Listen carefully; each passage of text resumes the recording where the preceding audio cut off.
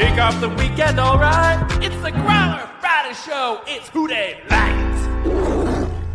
All right, welcome into the latest edition of Dey Light. Paul Dehner Jr., Mark Shalafu here with you on a delightful Friday. Happy weekend to you, Mark. How we doing? Doing good. Getting closer to real important football. Every day counts.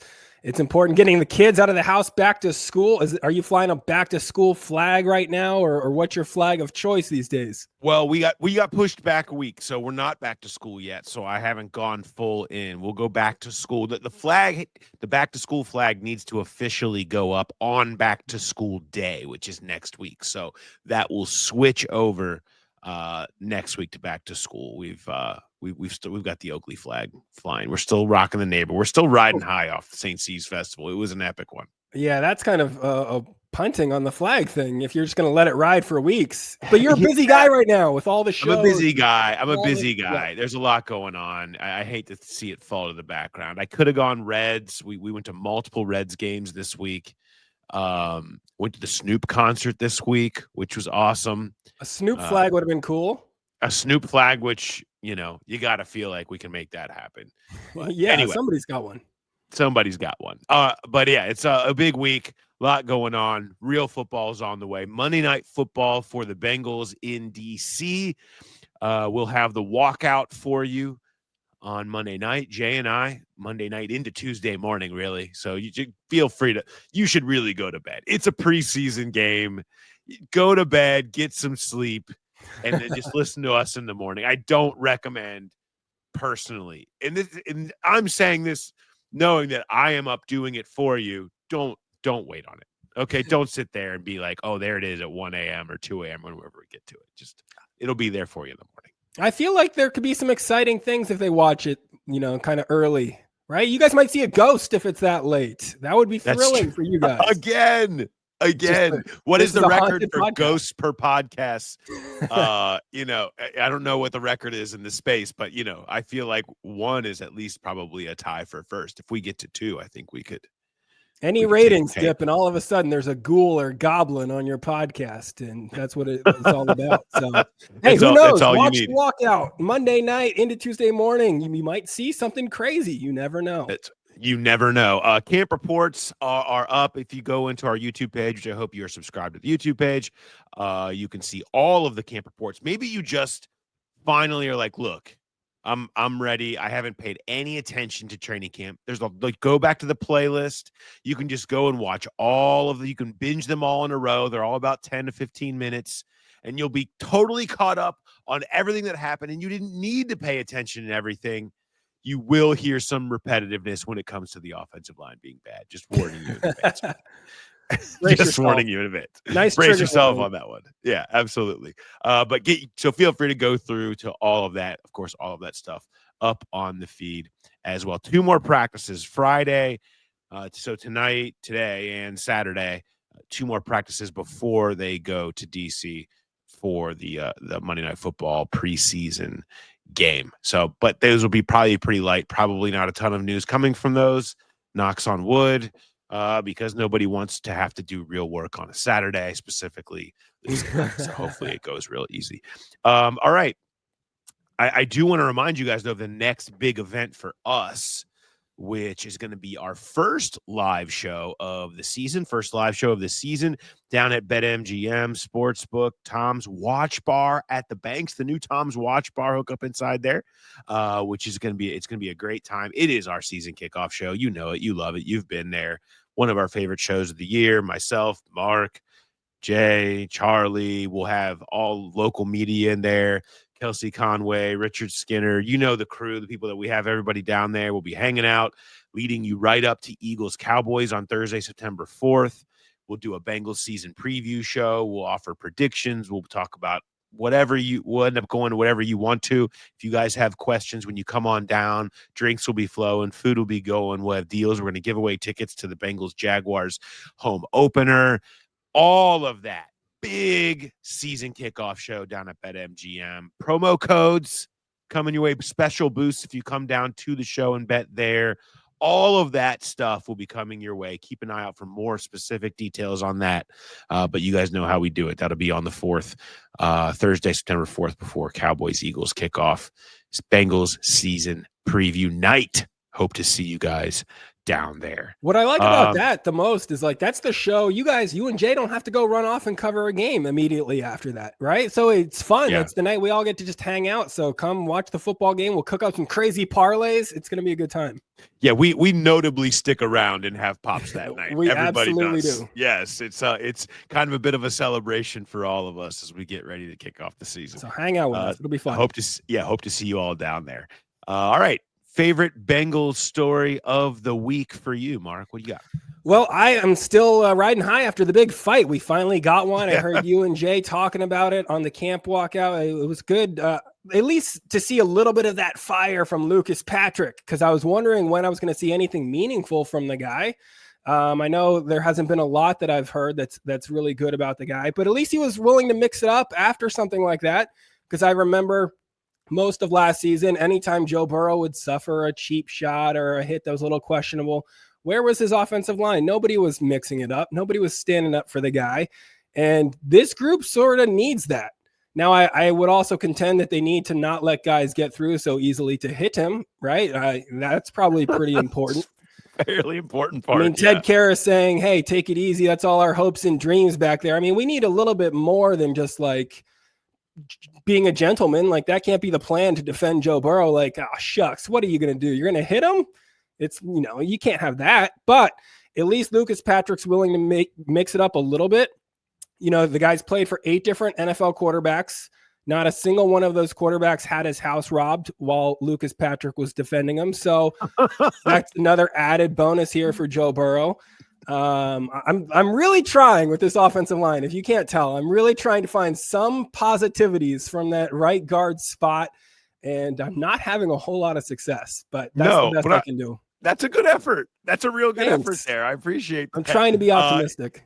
Yeah, I would say maybe the Olay into the free shot on Joe Burrow would be something you could do to help this cause other than fight someone when they fall into him.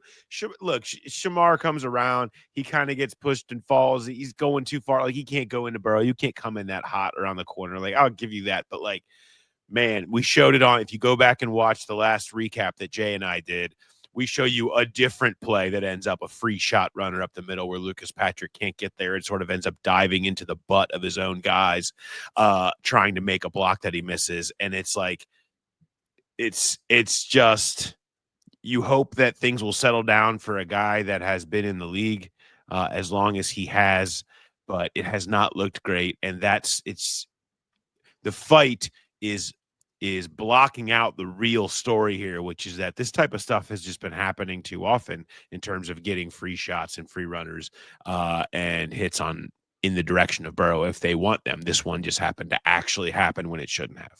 Yeah, and I'm just so worried. Week 1, Mason Graham and Myles Garrett are staring you in the face, and so I would have liked to see that short up a little bit more, but who knows? There's still a few practices left. Maybe there's a miraculous turnaround in store here for that group. Who knows? But what was your favorite story this week? I love that we've already reached the hoping for miracles stage of the offensive line, and we haven't even reached preseason game number 2. We're not there yet. Miracle happened. Maybe he'll become a great player in those last 2 practices. It's possible. Serviceability could be right around the corner. It's very possible. My favorite story this week, I like to look. Dey Light is kind of for this, where it's just kind of, if I have something sitting here, it may not be truly the biggest story, but it's kind of one of my favorites. I'm hoping that it sees the light of day. I wrote this ridiculously long dive into the tight ends and their usage. It's just a very interesting room, I thought. And, you have because Mike Gesicki and Drew Sample are like, are they even both football players? Like, they're so different in terms of the way that they are as a tight end. Like, how are these both the same position, right? The way they operate. Noah Fant is kind of everyone wants to know what that's going to look like. Tanner Hudson's like mini Gesicki, and then Cam Grandy is like mini Sample. And so I kind of talked to all of them, and I just love talking to Cam Grandy. His story is so awesome. It's what sports are all about. He's from Benson, Illinois, which he termed as no stoplights, 2 bars, and a post office, which any place that has more bars, than stoplights, I think is just a great place. I feel like he probably has met Cowboy Cody at some point. Yeah. Towns like that have a Cowboy Cody for sure. There's no doubt. I wanted to know more about the 2 bars when he mentioned that, but he was at some school called Missouri Western at the very lowest levels of collegiate football for multiple years. He changed from being a quarterback to a tight end. And then he just says, I want to try. If I'm ever going to try this, I got to go to a bigger school. He transfers to Southern Illinois for his shot at the big time. And he has an All-American year for 1 year. He's undrafted. He's just, hoping. He ends up in the Bengals camp, and he ends up latching on the practice squad, and he ends up earning his way onto the field. And then he has like the worst game ever and gets called out by Joe Burrow in Tennessee for 2-3 false starts or whatever it was. And it was because he was having trouble hearing all the way detached on the end of the line. And everybody talks about how smart and coachable he is. So he ended up doing this thing. I saw it on the tape of the opener, which is what prompted my whole conversation with him, which before a play, he would just reach out and softly touch Drew Sample's hip and hold it there ever so gently. As they got the play. And I'm like, what is he doing? Why is he touching Drew Sample's hip? Is Drew Sample okay with this? Right? Yeah. Did he get consent? He said he was doing it because he was trying to fix his false start problem from last year in Tennessee. And he can't see the ball when you're detached and you're back that far. You can't see the ball. You can't hear if you're on the road, especially. It's too loud when you're all the way out there. So he just, in case he doesn't get the snap count heard properly, he just knows if his hand's on Drew Sample's hip, if he feels him move, then he moves and does what he's supposed to do, so he doesn't have the false start problems anymore. I thought that was a great story as far as like a symbolism of kind of how he's done his entire career to win over every coach he's ever been around and work his way up from nothing and 2 bars in a post office in Missouri Western and Southern Illinois to like a real role. I don't know that he's going to make this team. They want him around. They want him here, but I just like him. I like his story.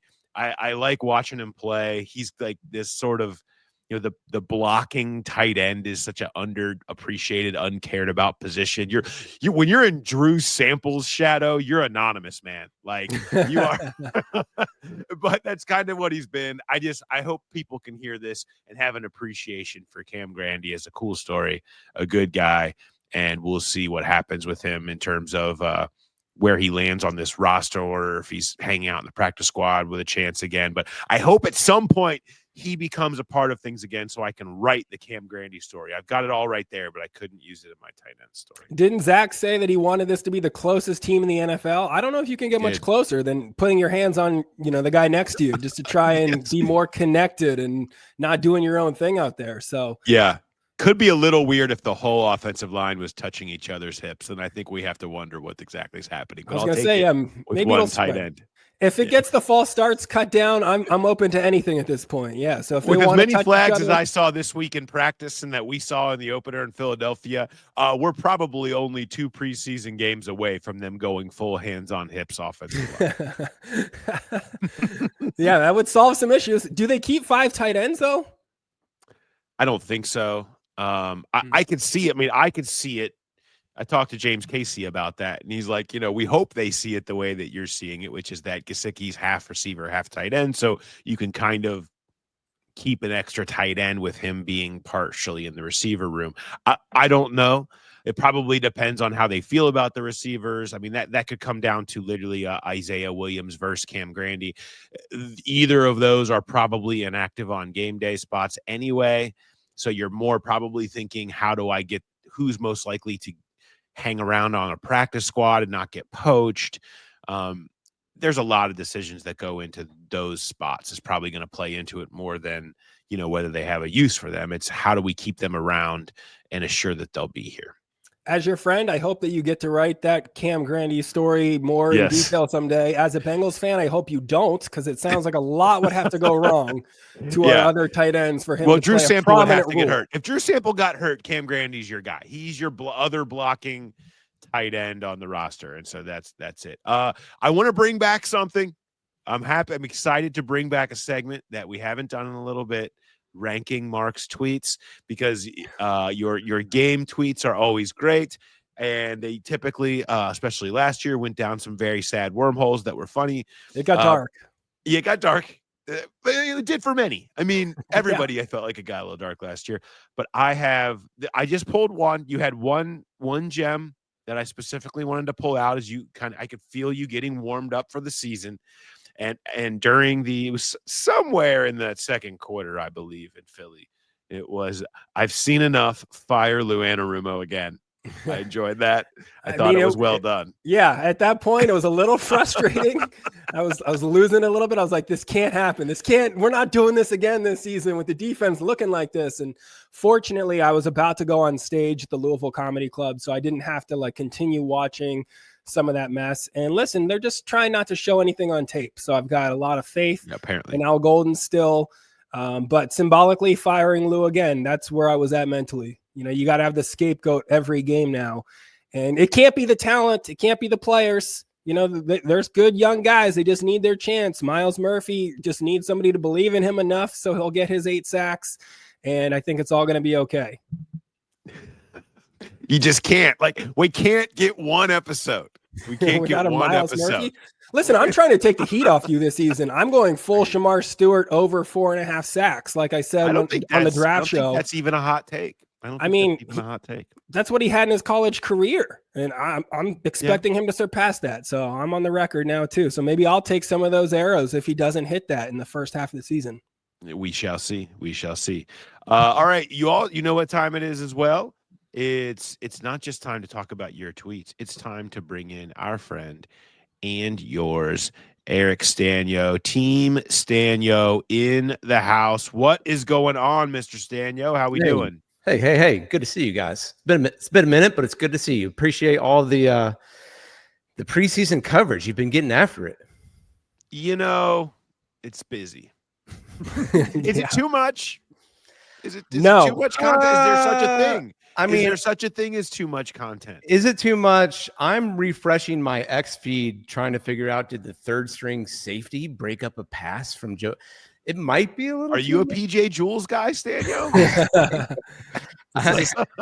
Well, I was actually thinking about that, and I think this is healthy for all Bengals fans where we're at right now, because we're all reading stories about PJ Jules. I think it might be time to step back a little bit, and kind of just realize, look, the season's about to start. Here, let's just simplify it, okay? We're gonna score 1 billion points. And we hope to give up 999 million points. That's what's going to happen this year. Potentially. Yeah. Look, can they get a defense that can finish 20th? Right? Is that maybe? I feel like I've moved off of, can they be 16th to how about 20th? Maybe. Yeah. I don't have high hopes for that. Not gonna lie. But I'm a seasoned Bengals fan. I know how to keep my expectations low at the start of the season. Well, expectations are always high when you come onto our show or when you're ready to make a sale. And so I've got to make sure everybody remembers, this is Eric Sztanyo. He's our guy from Keller Williams Realty. Go to the YouTube channel at Team Sztanyo. All kinds of good stuff on there. If you want to know anything about buying, selling, neighborhoods, trends, you name it, he's got you covered. It looks great. I mean, the content is so clean over there. Thank you. I got to tell you. Might have to hire you and your people to come over here and help me with some of my stuff. Well, we could figure something out. I like that. Make sure you're checking all that out. What do you got going on? What do you got for me right now? I got a question. I want to tell you, by the way, the hat. Oh, yes. Hey. I am in love with the hat. The branded Bills Sztanyo bridge.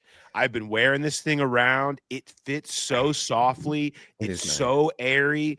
I have been wearing this hat. Anybody that's been out to practice can attest. They've seen me in the Sztanyo hat. Your new hats are elite. I am officially going to be a branded Bills guy, and I wear the Sztanyo hats. I have all the different ones.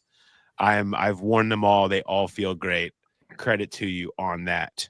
I didn't even tell people about the referral program again, because I want people to get their hands on these hats. Yeah. I mean, yeah, send us someone who's looking to buy or sell real estate. We'll send you a hat. It's that simple. These are good hats. They are good. I'm pretty happy. I'm pretty happy with these hats. I can't tell you. I mean, I'm not here selling it. Like I could, and I understand why people would think that I am just selling the hat. I legitimately love these hats. I did see that show up on your morning X.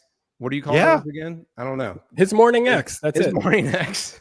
Morning X. Hey, there's the hat. And then you did it again, and I'm like, oh no, he actually likes the hat because I like the hat. It's perfect because it's the only one I have that stays solid, but also is airy enough that it doesn't make everything sweat when you're outside in the hot camp practice for so long. I'm just saying, and I love it. It's perfect. Before it turns into a full fashion segment, it is important to remember that if you have someone in your life that wants to buy or sell a house, then go to our guy. He knows what he's doing. That's the most important thing. Is you want someone you can trust in those situations. Yep, nothing but the best for the Sztanyo Clanyo. That's what we say. We spare no expense. Right, spare no expense. Info@teamstanyo.com is the email there. All right. What do you got for me? All right, I got a question for you, Paul. Yeah.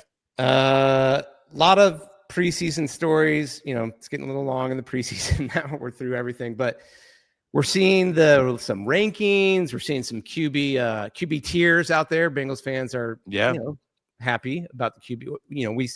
We saw on the tier what we already knew is probably what I would say.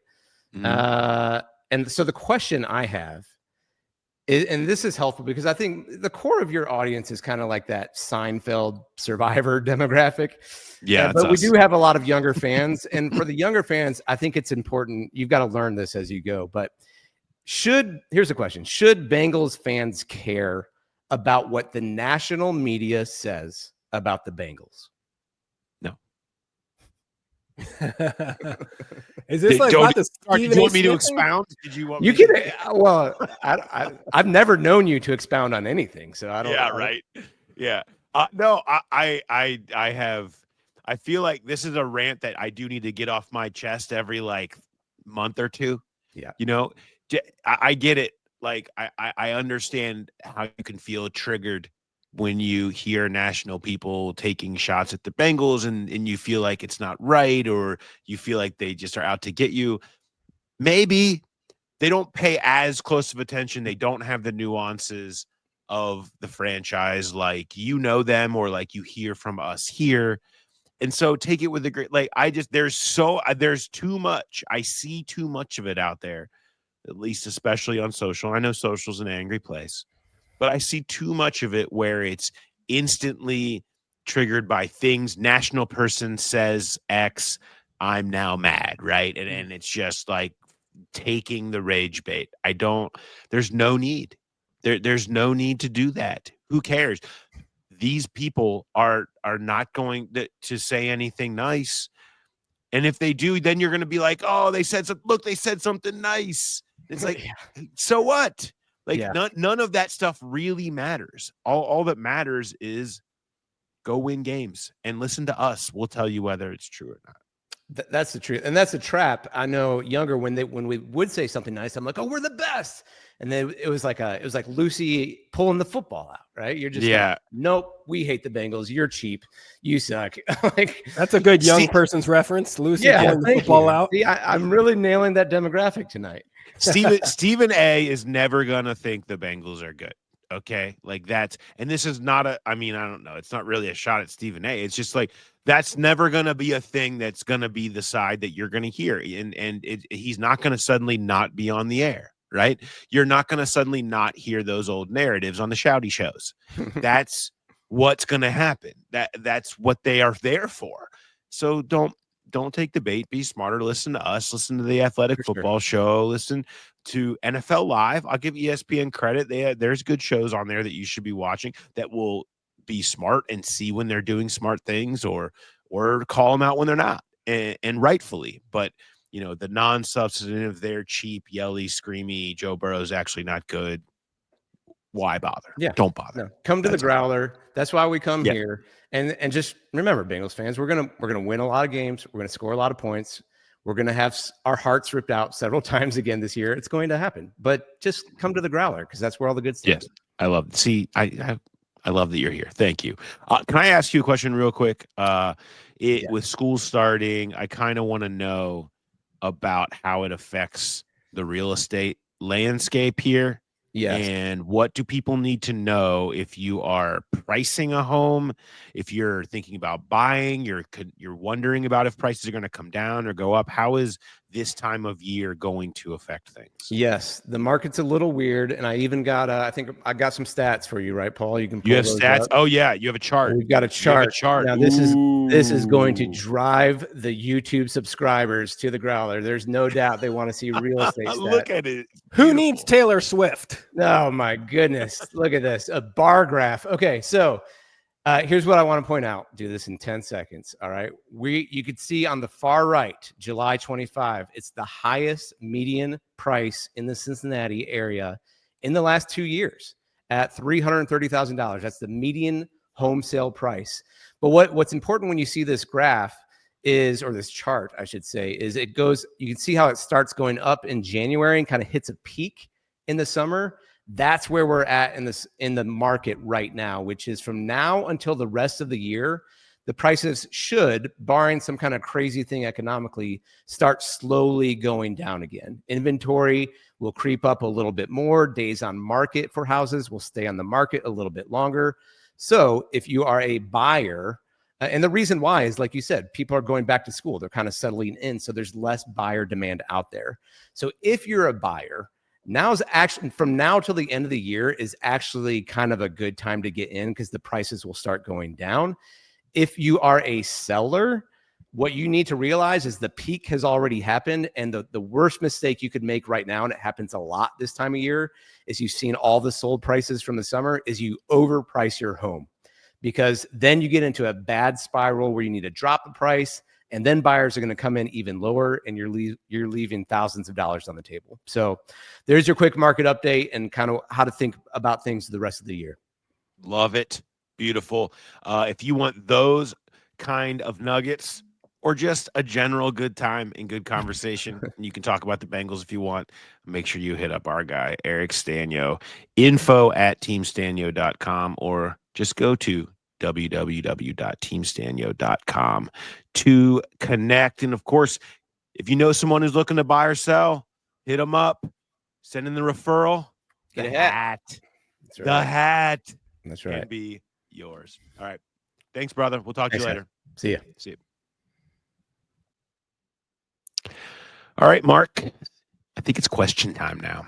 It is. We got some great ones. A lot of Growl Pals sent them into the Growler podcast at gmail.com. That's the spot. We get to as many as we can every week. So I'm going to run through. We got 3 here that are pretty similar. Everybody wants to talk about the same stuff. So I'm going to jump right into this. First one we got was from Twitter. He said the defense is clearly dominating the interior offensive line. Is there a point where the risk of injury to Burrow is so clear and so far exceeds their stubbornness that the front office has no choice but to accept failure and change course and bring in a starting caliber guard? And then we also had another one that said, what's more likely, signing a guard or a safety? And basically, can you explain why the coaches are satisfied with the guards they have, given that there are some free agents out there? Those are like different little themes and spins on kind of the biggest question this week. Yes, a lot of concern over guard. Understandably, why have they not done it? For that fact, I don't know. We've been talking about it for a long, long time. The guard market wasn't great, but there were certainly names out there that they could have gotten. They haven't. I think they felt like they felt like they could get a starter in the draft. They did, and we'll see how that plays out. But so far, so good with Dylan Fairchild.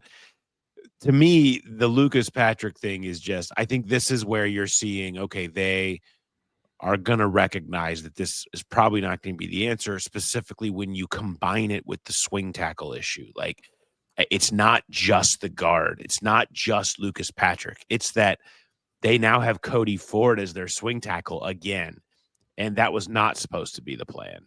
You know, he was supposed to be potentially in a battle and the best man would win. And you feel like you'd be getting something good there. Instead, he's the first man off the bench. Cody Ford is at 4 of the 5 spots, everything but center. If someone gets hurt, it's Cody Ford. Well, that is thinning in its own right. I don't mind Cody Ford as my 6, but if he's at the 6 at every spot except for center, well, now you're thin, especially when your right guard might not be very good. And so all of that is, I think, yes. I think there is a recognition internally right now that they need to they want to try to find a way to help that. I think the ire directed at Lucas Patrick, they think is a little over the top. I think there is some positivity that they have seen in some of the things that he's done and what they think he will be this year. He's just clearly been the weakest link.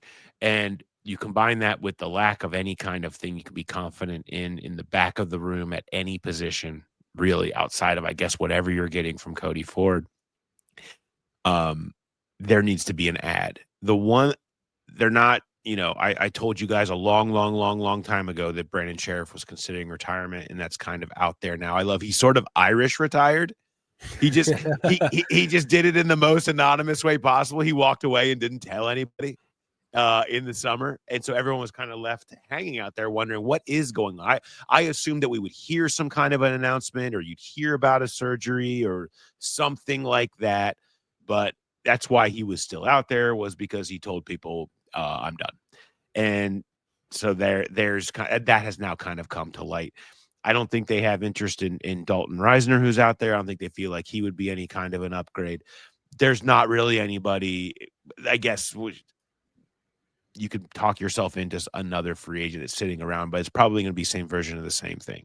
A real move is probably in the trade market right now. Now, they have made trades this time of year before. They have proven successful. We go back to the BJ Hill edition in 2021.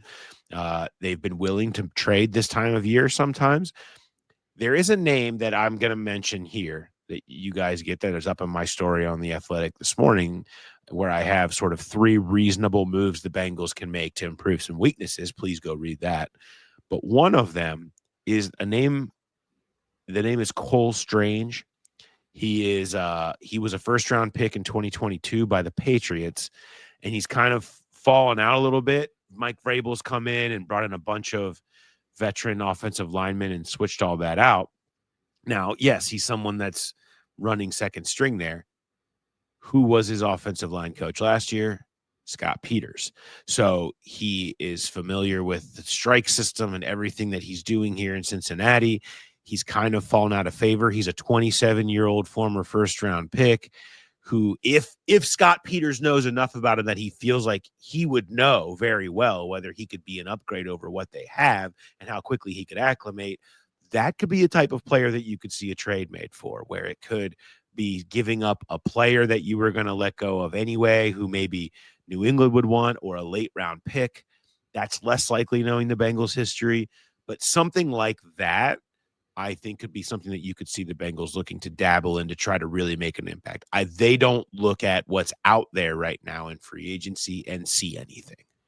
Oh yeah, I like this idea though. I like the trade hype, and I've got something else to talk myself into, because right now I was just waiting for like roster cutdowns to see what other trash other teams want to get rid of, and be like, well, maybe this could be a better backup than Cordell Volson making $3 million or whatever he is, and that's all I had to excite me with no free agents out there. So I like the idea of a trade.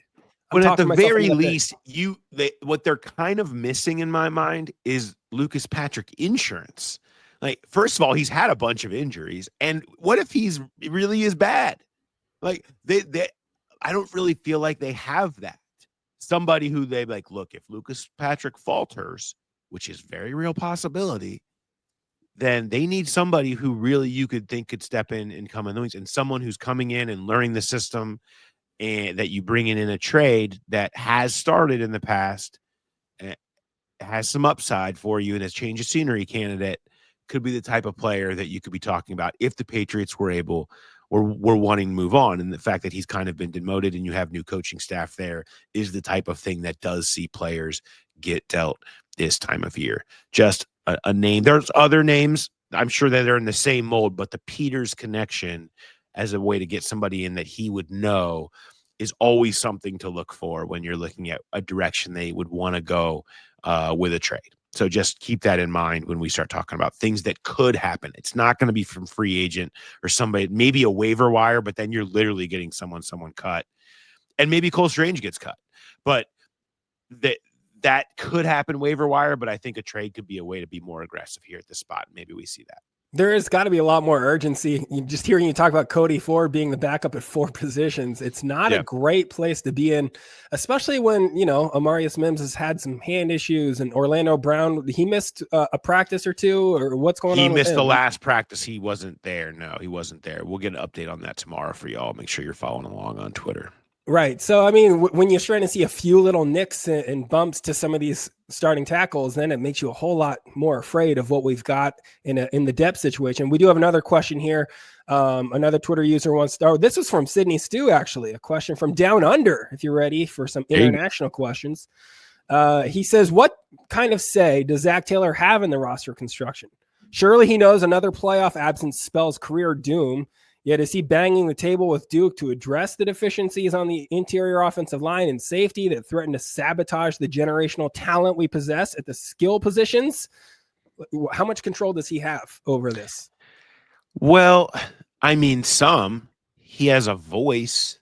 I mean, a lot of them have voices. Joe Burrow has a voice. Position coaches have a voice. Zach Taylor has a louder voice.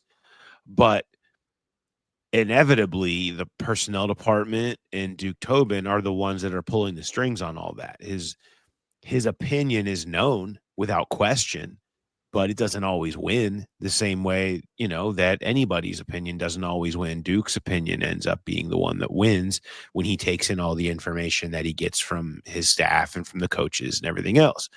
And so, yes, I mean, yeah, he's the one that's going to be saying, this is what I feel like we need. But if Duke Tobin feels differently about what that looks like, it's going to look different. That's the nature of GM, head coach dynamics everywhere.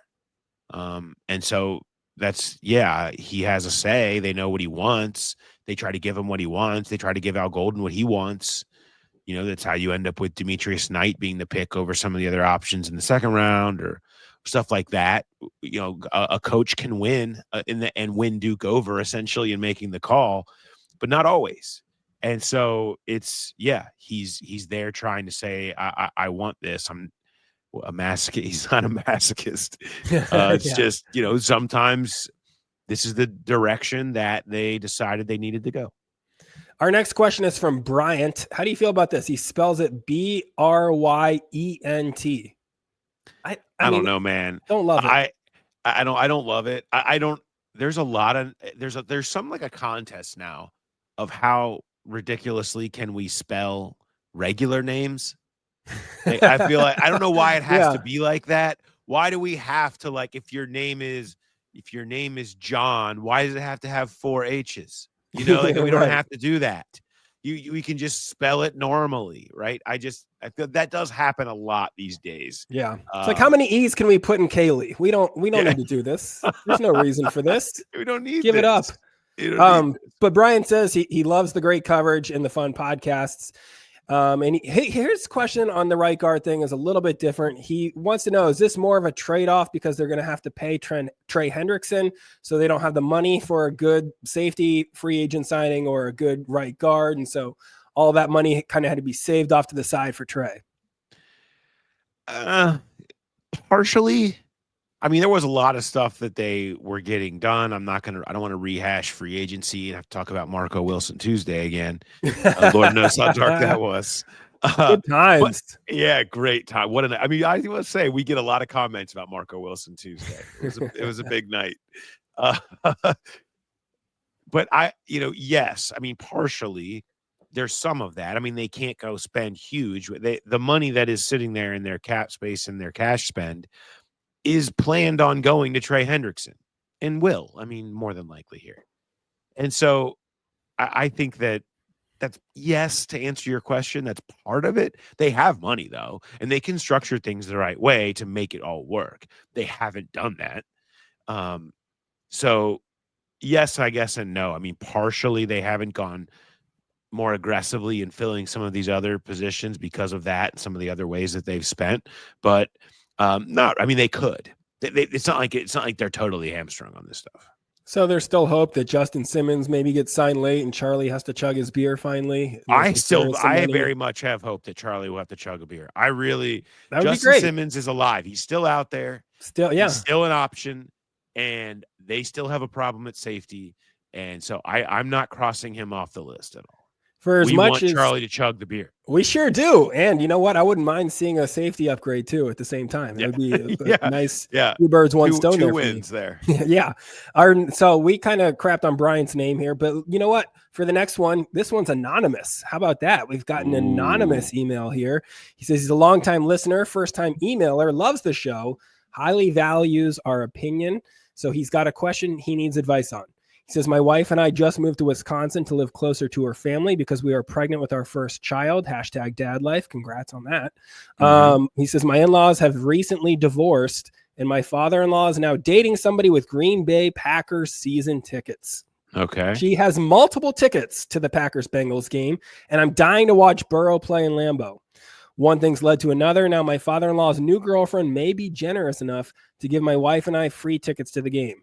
My problem is if I go to the game, I'm going to be sitting awkwardly next to my father-in-law and his girlfriend, along with my very pregnant wife in a cold and rowdy stadium wearing the away team colors. And my mother-in-law would definitely not approve of us spending time with and mooching off the new girlfriend. She's the jealous type and would be watching the game at home alone by herself, stewing the whole time. Should I go to the game? Will this decision split up the family? Should my pregnant wife be in this environment? Am I inviting more drama into my life? What is your recommendation for him on this front? Get out. I think get exit. Out. I think exit. No, not the whole situation. Don't go to the game. Oh, don't go to the game. I thought you were saying just leave your family. I'm like, the guy's got a pregnant wife. Get out of there. Leave everyone. I think leave everyone. Move to Key West and live a great life. I have an aside on that. There was a guy I knew who actually lived on my couch for a week when I lived in Key West in my 20s, who literally did this. He was so sick of everything with his wife and his family, and the biggest thing was she kept begging him to wash the car, and he just wouldn't do it. He was busy with everything and couldn't get to it, and she nagged, and for him it would push him over the top. He took the car to a lake and he pushed it in the lake, and then he left and moved to Key West for life. Whoa. And he was on quite a ripping bender, so he had to leave. But anyway, don't do that. Don't do that. But I would not go. I just think there's too much happening here, man. Like there's a lot. I know it's Burrow. It's at Lambeau. I mean, I'm sure that there's a lot of positive feelings and good times and life memories that you can pull out of that.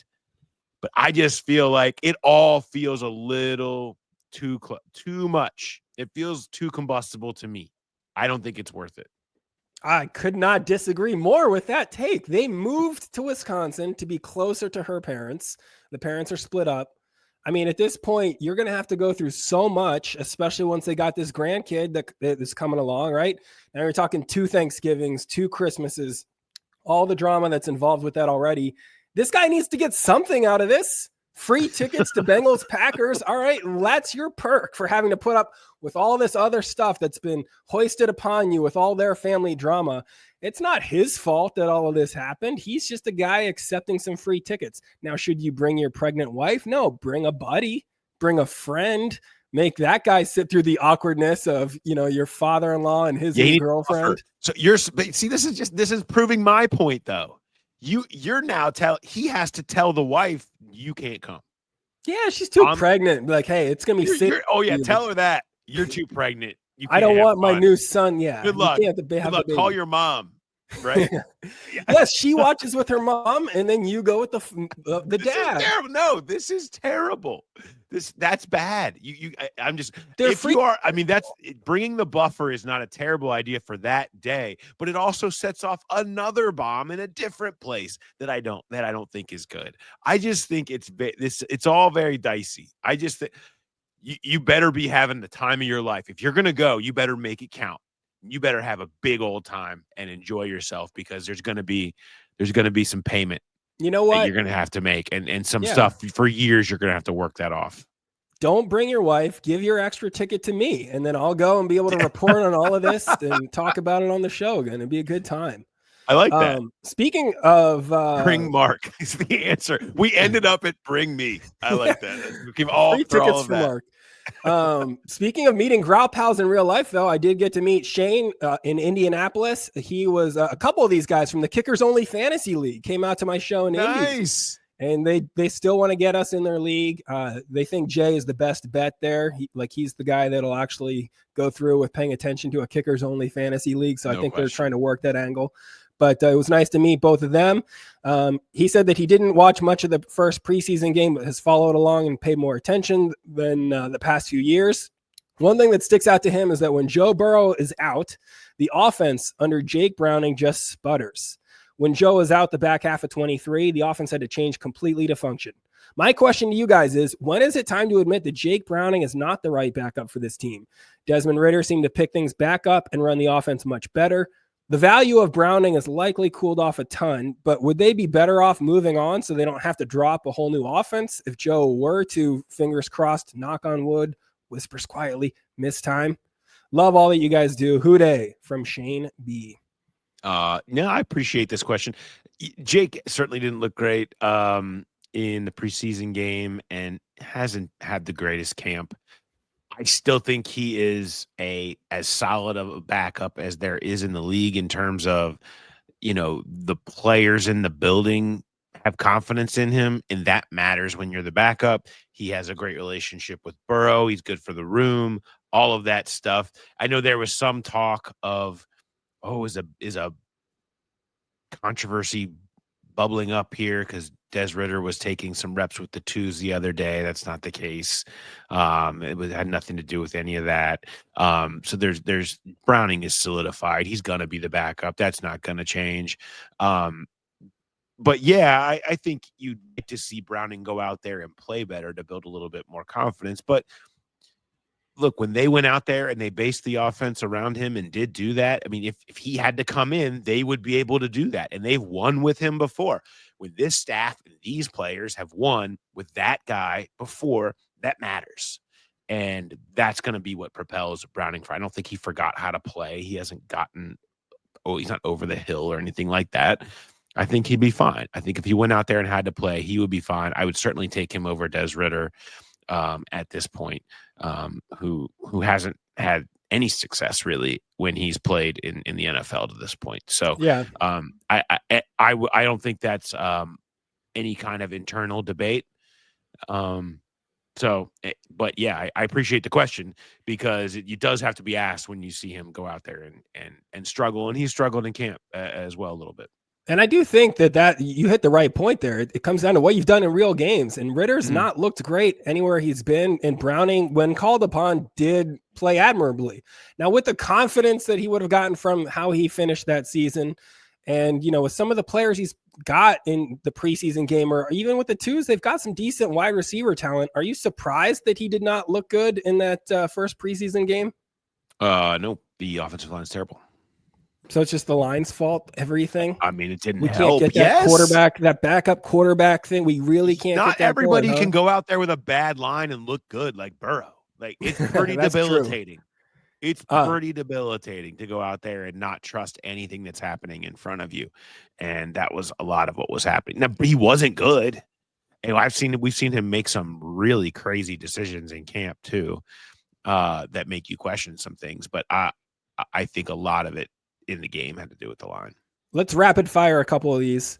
Right. Tanner McLachlan. This guy says there was a lot of hype for him when he was drafted, and he's never sniffed playing time. Never gets mentioned in training camp. Is he a guaranteed cut? Yeah. He hasn't meshed with this staff, with this team, with what they're doing. There's been a lot of people that have played better than him. I wrote about them all. Talked about Cam Grandy earlier. I just think everybody's above him, and he hasn't developed any kind of trust. I think this is probably a guaranteed cut for Tanner. I don't even know if he sticks in the practice squad. Dang, that's a harsh one from a guy that I once shared a flight with. And I do feel like that is sort of a bad sign. If you're in the same section of the plane as I am, you should have a little bit more confidence in your game and splurge for the upgrade. Growl Pal from Knoxville, Tennessee with this one. He says, I see you and several other Ohioans on the show talk about vacationing in Pigeon Forge or Gatlinburg. What's the appeal? I'm about an hour away and I don't get it. Dollywood is cool, but what am I missing? The mountains. I think the mountains are more what it's about cool. than like actually go. We didn't go to Dollywood, or we went into Gatlinburg, I think, once.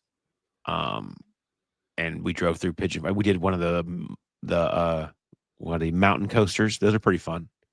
But yeah, we stayed up it's about being up there and being around the bears. Yes, and, right. And being out in nature, and it's beautiful up there. I don't know. I think the parks are cool. It's gorgeous. There's a lot of people that live in this part of the country that do vacation there and never step foot on those mountains. They spend a lot of their time racing go-karts and going to shows in the Titanic Museum and eating cotton candy. That's kind of all it is. It's Myrtle Beach without the beach for some of those people. Yeah, no doubt. I am still kind of sad we didn't get the airbrush t-shirts like we were going to. I feel like we missed on that one. I mean, if you live in Tennessee, you've got Nashville, which is a fun city. But outside of that, if you're looking for a fun weekend trip, why not go to a place like that? Yeah, I think that's the appeal. If you live an hour away, go get yourself a nice spot in the mountains and maybe go into town for some people watching. It's a good time all around on that front. I think he's blowing it. Do you want a quick ambush light question? Sure.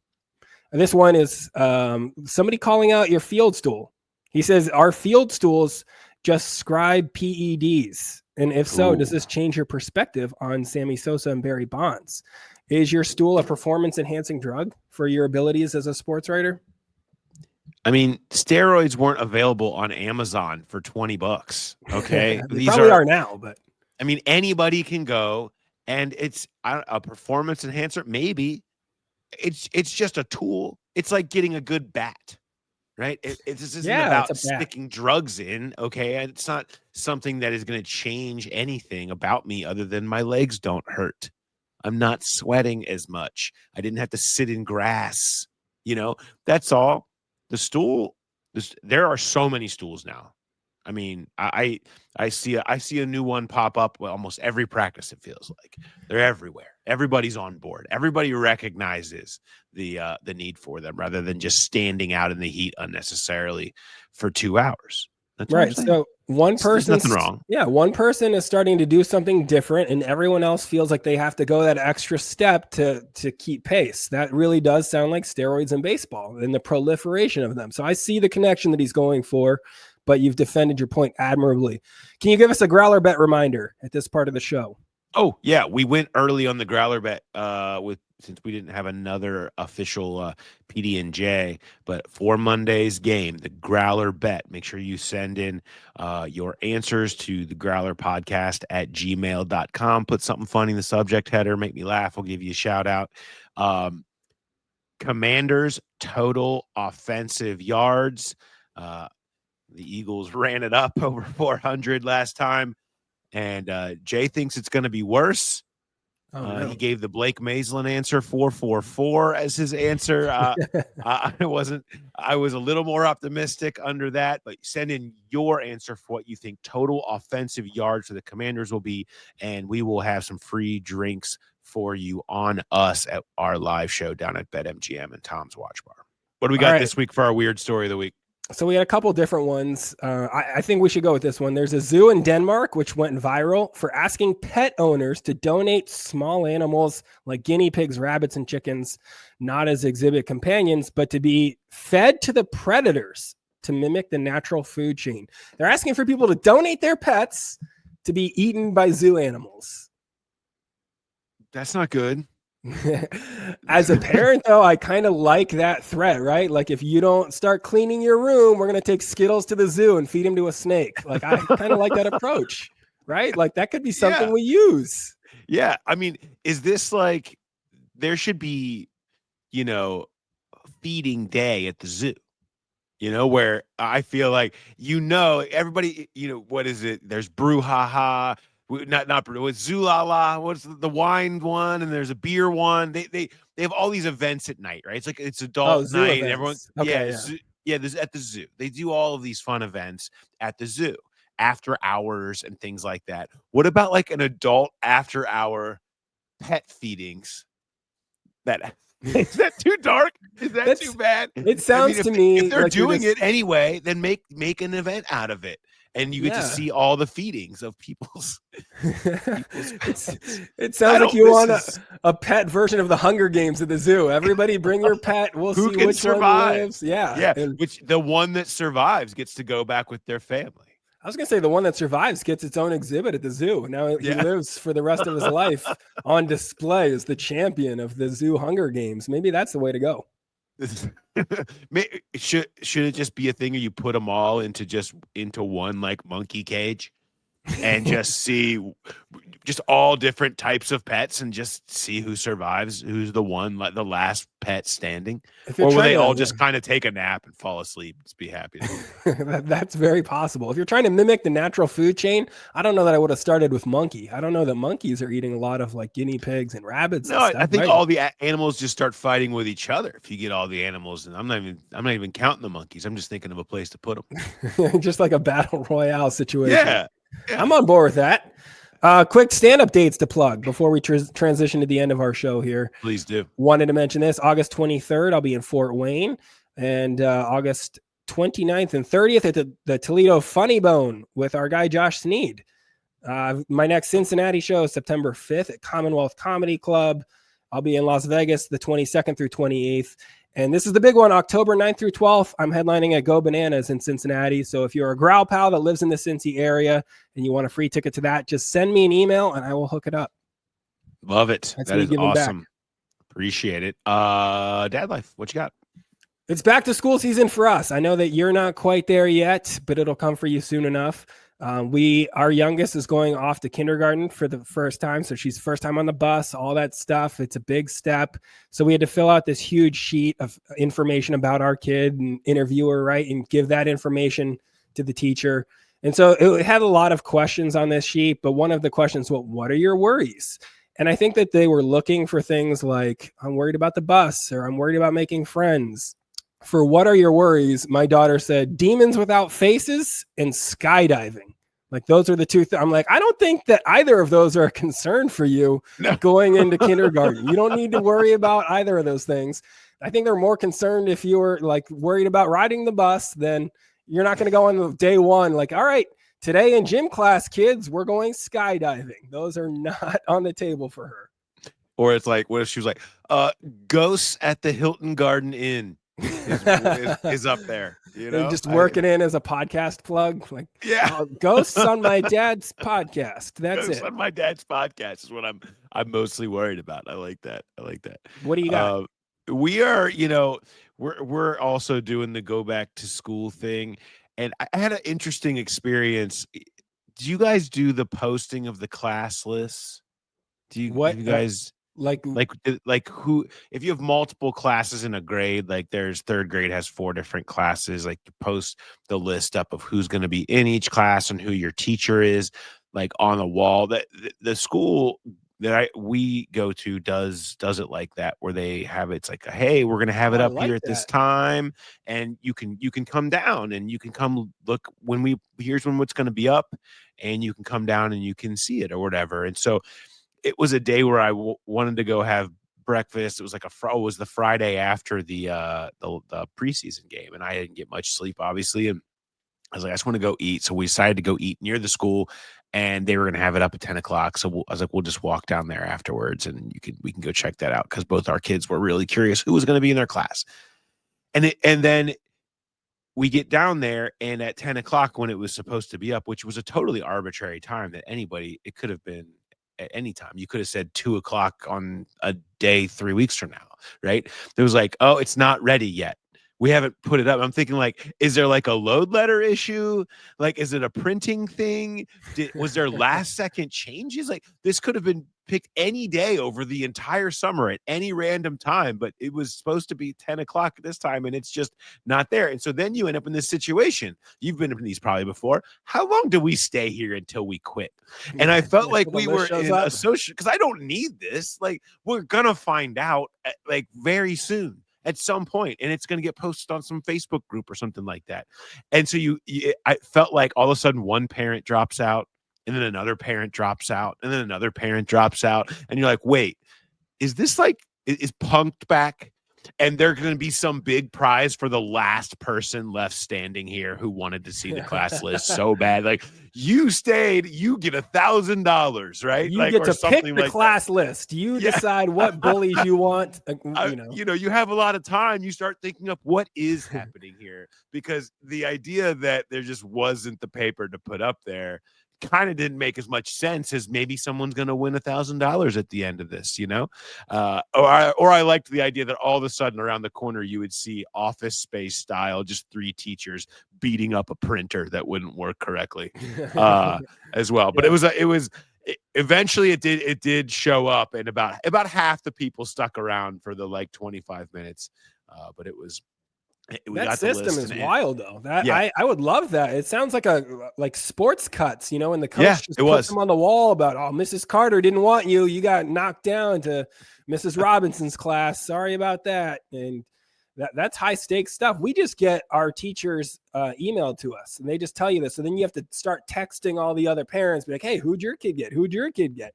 I love this. Just post it on the wall at some random time and make people just wait hours for it, like it's concert tickets or something. Yeah, it was. It did have a little bit of an old school Ticketmaster at Kroger feel to it at one point. Like, we're all here just waiting for the big moment and trying to get to the front of the line to go check out. It's fun. I like the idea. I just, when you're standing there wondering what's going on, things go through your head. It felt a bit like a social experiment, but a good time. Like you're being pranked. Yeah, for sure. Well, hope yours have a good school year. Yeah, I know. We're getting down to it, man. Just a couple more days of it's that time between, let's soak up every moment of the summer, and all right, can we send them? Can we? Yeah, rip the Band-Aid off. Get back into the regular rotation. It's not easy, but that's the way life goes. Yes. Thank you. All right. Thanks everybody for listening. We will be back walkout on Monday night, or to wake up Tuesday morning again and take that thing in, and we'll have that after the game. And outside of that, make sure you're reading everything on The Athletic. Make sure you're going to see Mark, get those tickets, and we will be talking to you next time. Have a good one, everybody.